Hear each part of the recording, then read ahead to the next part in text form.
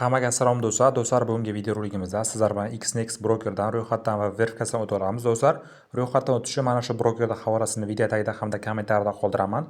Ro'yxatdan o'tib olasiz. Registr degan tugmaga bosamiz va hozir sizlar bilan birgalikda ro'yxatdan va verifikatsiyadan o'tish jarayonini ko'rsatib o'taman.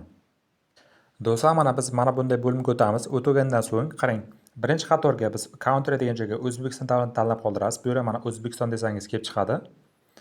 Va do'stlar, keyingi qatorga o'zingiz doimiy foydalanadigan email pochtangizda hamda parol yozasiz.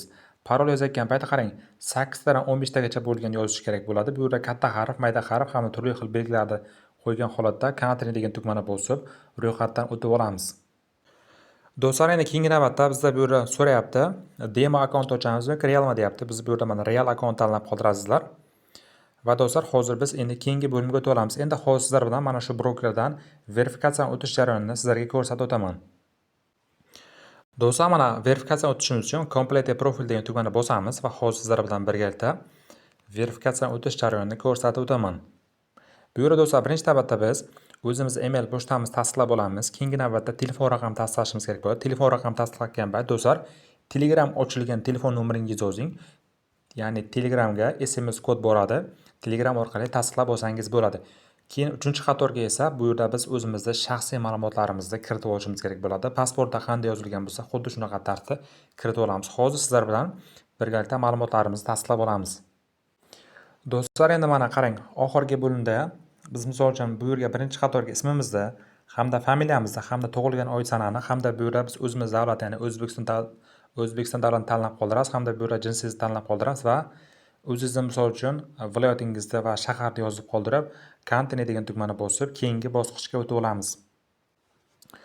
Do'stlar, endi keyingi bosqichda bizga turli xil savollar beriladi. Bu yerda misol uchun investment deb tanlab qoldirasizlar va bu yerdan bizni kasbimizni so'rayapti. Bu yerda student deb tanlab qoldirasiz. Agar siz student bo'lmasangiz ham student deb qo'yasiz. Endi bu yerda misol uchun turli xil mana education deb qo'yasiz. Savollarga javob berishimiz kerak bo'ladi. Va do'stlar, bu yerda ham savollar berilyapti.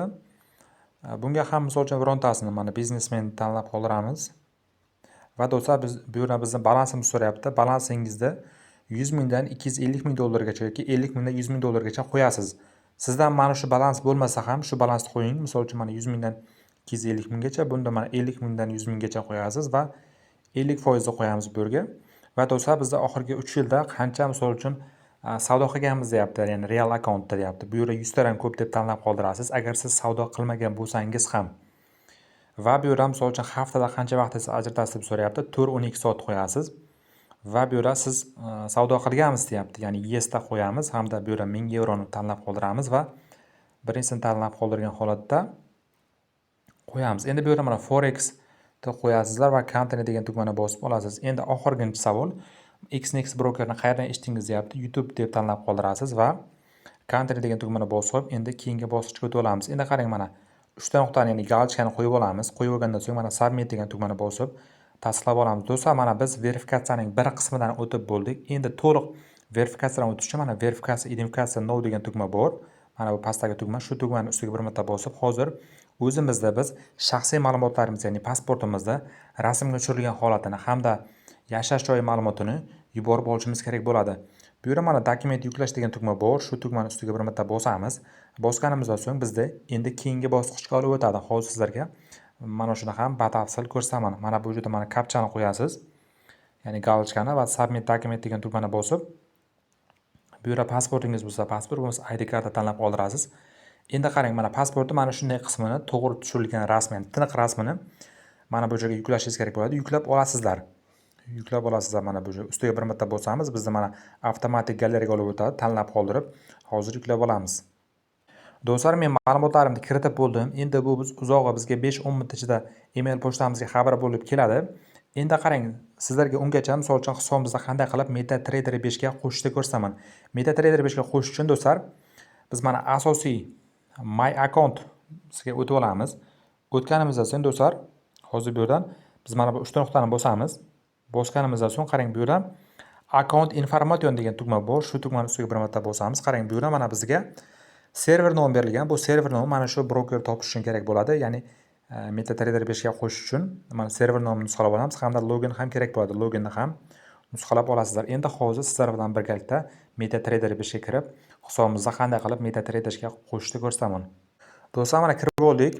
Kirib olgan paytimiz mana broker qidirish joyi bor. Mana asosiy bo'limdan biz hozir mana server nomini kiritamiz. Mana server nomini nusxalab olgandim. Mana chiqarib berdi. Ustiga bir marta bosamiz. Endi bosganimizdan so'ng do'stlar qarang. Mana bu joyga login kiritamiz. Login ham bizga berilgan.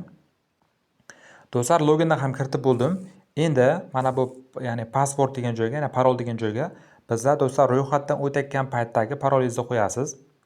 Ya'ni ro'yxatdan o'tayotgan paytda misol uchun qanday parol qo'ygan bo'lsangiz, shu parolni qo'yib, login degan tugmani bosib hisobingizga qo'shib olasizlar.